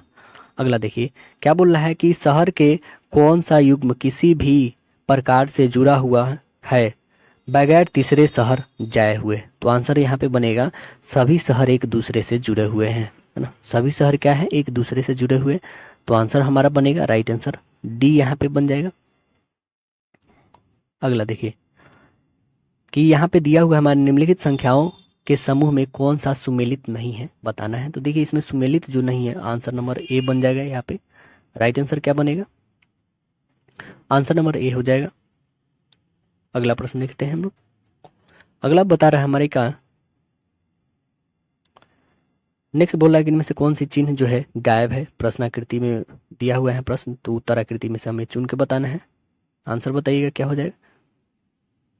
तीर का चिन्ह जो है 90 डिग्री एंटी क्लॉकवाइज घुमाना चाहिए, जो गायब है, एंटी ऐसे फिर ऐसे, है ना, यहाँ से जो है दोस्तों फिर हमारा ऐसे है फिर ऐसे, तो यहाँ पे तो ये हमारा किसका गायब है, तीर का चिन्ह गायब है ना, तो आंसर ऑप्शन नंबर क्या बनेगा बताइए, आंसर नंबर जो हम लोग का बनेगा 133 का ऑप्शन बनेगा डी, राइट आंसर क्या बन जाएगा डी, राइट आंसर। अगला प्रश्न देखिए, इनमें कौन सी चिन्ह जो है गायब है हमें यह भी बताना है, कि कौन सी चिन्ह गायब है, तो राइट आंसर बनेगा ऑप्शन नंबर ए बनेगा। अगला प्रश्न देखिए कि निम्न अक्षरों के समूह के कौन सा सुमेलित नहीं है हमें बताना है। तो देखिए सुमेलित नहीं है। एक पहला गौर करिए कि हमने पहले देखना क्या है कि अल्फ़ाबेट को कॉन्सोनेंट और वॉवेल के रूप में। देखिए तो इसमें हमारे पास वॉवेल है, इसमें क्या वॉवेल है? नहीं है। इसमें भी वॉवेल दिख रहा है यू और यू, इसमें भी वॉवेल ई ओ दिख रहा है, ए दिख रहा है, लेकिन इसमें एक भी वॉवेल नहीं दिखता। आंसर नंबर हमारा ए बन गया। अगला देखिए बी एफ का दिया हुआ है एच एल से संबंधित है, वैसे ही ई आई का संबंध किससे हमें बताना है। तो देखिए किससे संबंधित होगा, ये देखिए बी से एच गया है यानी 6 इंक्रीज, 6 बढ़ा है। ये एफ से एल गया, ये भी 6 बढ़ा है। तो सेम यहाँ पे भी हम लोग 6 बढ़ा देते हैं। ई से 6 बढ़ाइए, ये खुद 5 पे होता है तो 11, 11 पे के होना चाहिए। आई खुद होता है 9 पे, 9 6 बढ़ाइएगा तो कितना हो जाएगा 15, यानी ओ होता है। तो आंसर क्या बनेगा? ऑप्शन नंबर बी बन जाएगा हमारा। अगला प्रश्न देखिए, जो रबर का वृक्ष से संबंध है वह रेशम का किसके साथ संबंध है हमें बताना है। किसके साथ है? कीड़ा। आंसर बनेगा बी। अगला देखिए, क्रम दिया हुआ है कि 3 सही 1/2 और 2 सही 1/3 ऐसे ही करके x/41 में, तो x का हमें वैल्यू बताना है कि क्या होगा। x का वैल्यू क्या हो जाएगा? x का वैल्यू होगा 7। आंसर बनेगा इसका ऑप्शन सी। अगला प्रश्न देखिए, दिया हुआ है कि 2, फिर अगला दिया है 2 सही 1/2, फिर 3 सही 1/8 में चौथी संख्या क्या आएगी? 1 2 तीसरी तो दे दी हुई, चौथी संख्या क्या आएगी बताइए। तो चौथी संख्या जो आएगी हमारे पास कितनी आ जाएगी? देखिए ये टोटल हम लोग करेंगे तो 2, और इसको फ्रैक्शन में ही कर लेंगे तो कितना आ जाएगा? 5/2 बनेगा ना। और इसे कीजिए 8 3 जा 24, 25/8 बनेगा। देखिए यहाँ पे क्या हो रहा है, 2 से 5 गया, ठीक है, और ये 5 का फिर 2 टाइम्स, 5 का 5 टाइम्स मल्टीपल है, और ये कितना 4 टाइम्स है। तो सेम हमें क्या करना होगा, फिर हमें करना होगा यह जो बनेगा 125/32 है ना। तो आंसर हमारा 125/32। यह इसको हम लोग होल में ब्रेक कर लेते हैं। होल में ब्रेक करिएगा तो 3 सही 29/32 होगा, यानी 3.29/32। देखिए ऑप्शन नंबर आपका डी बन रहा है। अगला देखिए, क्रम दिया हुआ हमारे पास 100, 99.5, 98.5, 97, 95, 92.5, 89.5 में अगली संख्या कौन सी होगी हमें बताना है। तो इसमें प्रत्येक में क्या -0.5 इसमें कम हुई है, इसमें -1, फिर इसमें 1.5 कम हुआ, फिर इसमें कितना कम 2, इसमें 2.5, इसमें 3, इसमें 3.5 कम कर दीजिए। तो आंसर बन क्या जाएगा आपके पास 86। तो राइट आंसर होगा ऑप्शन नंबर ए। अगला देखिए, अगर इसके अर्थ ये लिखा जाता है, इसका अर्थ ये, तो इसका अर्थ हमें बताना है क्या होगा। तो बताइए क्या होगा। तो देखिए यहाँ पे जो लिखा गया हमारे पास दोस्तों, इसमें टोटल संख्या कितनी है, टोटल काउंट कर लीजिए पहले। टोटल नंबर हमारे पास 3 और 3 6 1 7 नंबर है, इसमें भी टोटल 3 3 6 1 7 नंबर टोटल। तो देखिए ये 7 नंबर है जो हम लोग ऐसे ब्रेक कर लेते हैं, ठीक है, 3 इधर 3 इधर, लेकिन ये बीच में हमारा 4 बच गया, ठीक है, ये 4 को हम लोग ध्यान में रखते चलेंगे। तो देखिए यहाँ से हमारे पास जो 7 है, यहाँ पे भी जस्ट देखिए इस 3 को देखें तो ये भी मैच कर रहा है ना सेम।